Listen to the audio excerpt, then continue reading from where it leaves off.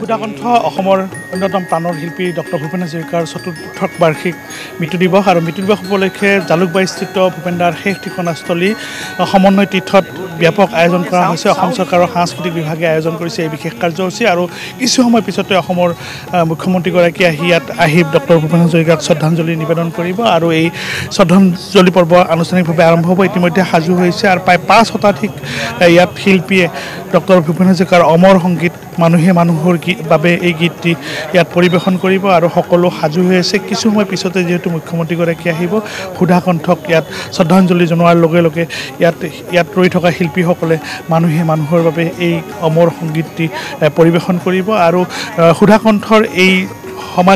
সমাধিস্থলীত আজি দিনজোৰা কাৰ্যসূচীৰে এই শ্ৰদ্ধাঞ্জলি অনুষ্ঠানৰ আয়োজন কৰা হৈছে আৰু বিভিন্ন দল সংগঠনেও ইয়াত শ্ৰদ্ধা নিবেদন কৰিব। কিছু সময় পিছত গুৱাহাটী বিশ্ববিদ্যালয় পৰিয়ালেও ইয়াত শ্ৰদ্ধা নিবেদন কৰিব। সুধাকণ্ঠৰ এই সমন্বয় তীৰ্থত অসম চৰকাৰে আয়োজন কৰা এই বিশেষ যি শ্ৰদ্ধাঞ্জলি অনুষ্ঠান, সেই অনুষ্ঠানত মুখ্যমন্ত্ৰীগৰাকীয়ে ইয়াত শ্ৰদ্ধা নিবেদন কৰাৰ পিছতেই ইয়াৰ শিল্পীসকলৰ গীত যি পৰিৱেশন কৰিব, সেই গীতৰ পিছতেই বিভিন্ন ইয়াত শিল্পীয়ে ডক্টৰ ভূপেন হাজৰিকাৰ গীতসমূহ ইয়াত পৰিৱেশন কৰিব আৰু মই দেখুৱাইছোঁ ইয়াৰ পৰিৱেশ সুন্দৰভাৱে সজাই তোলা হৈছে এই সমন্বয় তীৰ্থ আৰু সমন্বয় তীৰ্থত যিসকল শিল্পী এই প্ৰায় 5 শতাধিক শিল্পীয়ে গীত পৰিৱেশন কৰাৰ বাবে সাজু হৈ আছে। যিহেতু মুখ্যমন্ত্ৰীগৰাকী আহিব আৰু সুধাকণ্ঠৰ এই সমাধি ক্ষেত্ৰত যি লাষ্ট তেখেতক ইয়াতে যি ইয়াত অন্ত্যেষ্টিক্ৰিয়া সম্পন্ন কৰা হৈছিল, তাৰপিছতে জালুকবাৰীৰ এই ঠাইখন এক পবিত্ৰ ভূমিত পৰিণত হৈছিল আৰু তাৰ পৰৱৰ্তী সময়ত প্ৰতি বছৰে ভূপেনদাৰ জন্মদিন আৰু মৃত্যু তিথি ইয়াত উদযাপন কৰি আহিছিল আৰু এইবেলিও তাৰ ব্যতিক্ৰম নহয়। এইবেলিও সুধাকণ্ঠগৰাকীৰ জন্মদিন আৰু মৃত্যু দিৱসৰ ইয়াত যি কাৰ্যসূচী, সেই কাৰ্যসূচী অনুষ্ঠিত হ'ব আৰু যিসকল শিল্পী আছে তেওঁলোকে গীত পৰিৱেশন কৰিব আৰু এই মুহূৰ্তত মোৰ সৈতে উপস্থিত আছে প্ৰখ্যাত শিল্পী কমল কটকী ডাঙৰীয়া। মই আপোনাৰ পৰা পোনে পোনে জানিব বিচাৰিছোঁ যে আজি সুধাকণ্ঠৰ চতুৰ্দশ মৃত্যু তিথি, কিছু সময় পিছতে আলোচনা হয়। আজি ভূপেনদাৰ মৃত্যু তিথি, ইয়াত আমি সমবেত হৈছোঁ। খন্তেক পিছতে অসমৰ মাননীয় মুখ্যমন্ত্ৰী ডক্টৰ হিমন্ত বিশ্ব শৰ্মা ডাঙৰীয়া আহি ইয়াত সুধাকণ্ঠলৈ শ্ৰদ্ধাঞ্জলি নিবেদিব আৰু সেই সময়ত আমাৰ সকলো শিল্পী আৰু ইয়াত উপস্থিত থকা ৰাইজে এটা মানৱ শৃংখল কৰিব আৰু সেই শৃংখলত সকলোৱে মানুহে মানুহৰ বাবে গীতটি পৰিৱেশন কৰি ভূপেনদাৰ প্ৰতি শ্ৰদ্ধা যাচিব। ভূপেনদাবিহীন এই সময়ছোৱা 100 বছৰ, এই 100বৰ্ষৰ যি এই অনুষ্ঠান বিশেষভাৱে আয়োজন কৰা হৈছে। 5 শতাধিক যে আপোনালোকে ইয়াতে গীত পৰিৱেশন কৰিব, নিশ্চয় সুধাকণ্ঠলৈ এক গভীৰ শ্ৰদ্ধাঞ্জলি হ'ব। হয়, এইটো এটা গভীৰ শ্ৰদ্ধাঞ্জলি হ'ব। ইয়াৰ পিছতে দিনৰ 11 বজাত লতাশিল ফিল্ডত 5000ৰ ওপৰ লোক সমবেত হৈ মানুহে মানুহৰ বাবে গীতটি পৰিৱেশন কৰাৰ লগতে 13 ছেপ্টেম্বৰ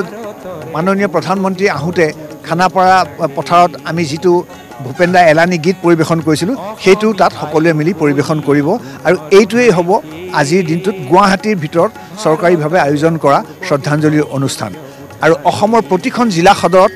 আমাৰ সুধাকণ্ঠৰ মানুহে মানুহৰ বাবে গীতেৰে এটা মানৱ শৃংখল তৈয়াৰ হ'ব আৰু লগতে এই যিটো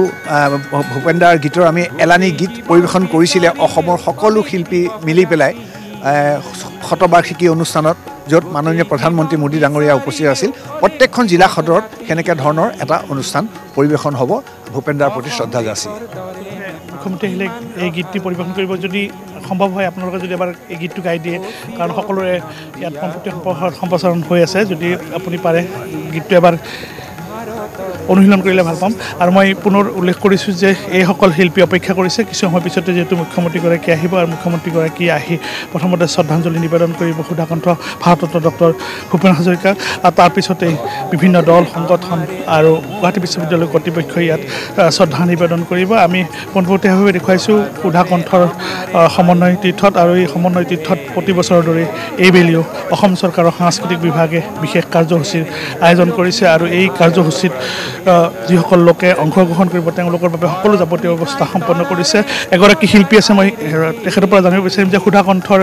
এই চতুৰ্দশ বাৰ্ষিক যি মৃত্যু তিথি আপোনালোকে গীত পৰিৱেশন কৰিব। হয়,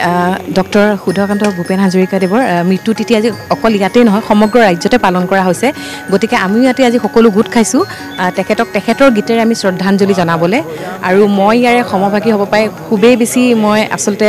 ভাগ্য বুলি ক'ব লাগিব মোৰ, কাৰণ ইমান সুন্দৰ সুন্দৰ এটা অনুষ্ঠান আৰু ইয়াৰ পিছত আমি লতাশিললৈ যাম যিহেতু ৰাজ্যিক চৰকাৰে তাতেও তেওঁলোকে এটা অনুষ্ঠানৰ আয়োজন কৰিছে গতিকে ভাল লাগিছে আৰু আপোনালোকৰ চেনেলটোৰ জৰিয়তে সকলোকে আহ্বান জনাইছোঁ যিহেতু আমি লতাশিল ফিল্ডত সকলোৱে মানুহৰ বাবে গীতটি আমি সকলো একেলগে গাম গতিকে সকলো ওলাই আহক ডক্টৰ শ্ৰদ্ধা আমাৰ সকলোৰে ভূপেন হাজৰিকাদেৱৰ তেওঁৰ শ্ৰদ্ধাঞ্জলি জনাবলৈ ধন্যবাদ আৰু এই মুহূৰ্তত ইয়াত উপস্থিত হৈছে সমৰ হাজৰিকা ভূপেন হাজৰিকাৰ কনিষ্ঠ ভাতৃ আৰু তেখেতৰ পৰা আমি কিছু কথা জানিবৰ কাৰণে চেষ্টা কৰিম আপোনালোক স্বাগতম জনাইছোঁ আজি সুধাকণ্ঠ ডক্টৰ ভূপেন হাজৰিকাৰ ৪ৰ্থ বাৰ্ষিক মৃত্যু তিথি এই তিথিৰ দিনা আপুনিও শ্ৰদ্ধাঞ্জলি জনাবলৈ আহিছে প্ৰাণৰ শিল্পীগৰাকীক সকলো অসমৰ বিভিন্ন প্ৰান্তত সকলো আজি শ্ৰদ্ধা নিবেদন কৰিব হয় গোটেই অসমতে আমাৰ জিলা ভিত্তিক হিচাপে স্থানীয় প্ৰশাসনে গোটেইখিনি অসম চৰকাৰৰ দ্বাৰা এই আজিৰ দিনটো পালন কৰিবলৈ আয়োজন কৰিছে গতিকে এইটো গোটেই বছৰটো এইবাৰ ভূপেনদাৰ শতবাৰ্ষিকী অনুষ্ঠান গতিকে অসম চৰকাৰে এই 13 ছেপ্টেম্বৰৰ পৰা আমাৰ মাননীয় প্ৰধানমন্ত্ৰী মহোদয় নৰেন্দ্ৰ মোদী ডাঙৰীয়া আহি ইয়াত অ'পেন কৰিলে গতিকে এইটো ভূপেনদাক এইটো ডাঙৰ সন্মান এটা দিছে গোটেই অসম চৰকাৰে এই গোটেই বছৰটো আৰু ইয়াৰ শেষটো ক্লজিংটো হ'ব দিল্লীত আমাৰ গতিকে এইটো আদৰণীয় কথা আমি ঘৰৰ পৰিয়ালৰ হৈ পেলাই সকলোকে আৰু অসমৰ ৰাইজে বিভিন্ন ঠাইত মানে চৰকাৰী বেচৰকাৰী ভাৱে অনুষ্ঠান প্ৰতিষ্ঠানে যোজা কৰিছে আয়োজন কৰিছে আমি গম পাই আছোঁ ল'ৰা ছোৱালী যে খুব ভাল লাগিছে যে ভূপেনদাৰ গানবোৰ ৫,০০০ ল'ৰা ছোৱালী ছাত্ৰ ছাত্ৰীয়ে গাব লগতে যিবিলাক আমাৰ জ্যেষ্ঠ কণ্ঠশিল্পী আছে তেওঁলোকেও গাব গতিকে এইটো এটা ভূপেনদাৰ গানবোৰ চিৰজীৱমীয়া হৈ থাকি যাব ভূপেনদাই তেনেকৈ গানেই লিখি থৈ গৈছে চিৰজীৱমীয়া ঢৌ তুলি গতিকে এইটো সকলোকে ধন্যবাদ জনাইছোঁ দেই সাংবাদিক বন্ধুসকলকো ধন্যবাদ জনাইছোঁ অসমৰ ৰাইজক মই এই সমাধি মানে এতিয়া সমাধি নহয় সমন্বয় ক্ষেত্ৰ নাম দিছে মোৰ বাইদেউ আছে ইয়াতে আমি একেলগে আহিলোঁ মোৰ বাইদেউ বাহিৰত থাকে কেনেডাত থাকে গতিকে আহি পেলাই পাইছে আজিৰ অনুষ্ঠানটো বাইদেউক লৈ আহিছোঁ আমাৰ পৰিয়ালৰ মানুহ আহি আছে সকলো গতিকে এই মঞ্চৰ পৰা গোটেই অসমৰ ৰাইজক আমি কৃতজ্ঞতা জ্ঞাপন কৰিছোঁ আজি এইটো ভূপেনদাক ইমান সন্মান দিছে জীৱিতকালতো দিছে মৃত্যুৰ পাছতো ভাৰত চৰকাৰে ভাৰত ৰত্ন উপাধি বিভূষিত কৰিলে ভূপেনদাক গতিকে ধন্যবাদ জনাইছোঁ নমস্কাৰ ভূপেনদাৰ ভগ্নী আছে কি ক'ব এই মুহূৰ্তত আপোনাৰ কেনেকুৱা লাগিছে আপোনাৰ জ্যেষ্ঠ ভাতৃৰ ইয়াতে সেইটো আৰু কেনেকৈ কওঁ ভূপেনদাক হেৰুৱাই কেনেকুৱা লাগিছে আৰু অলৰেডি কেইবছৰমান পাৰ হ'লেই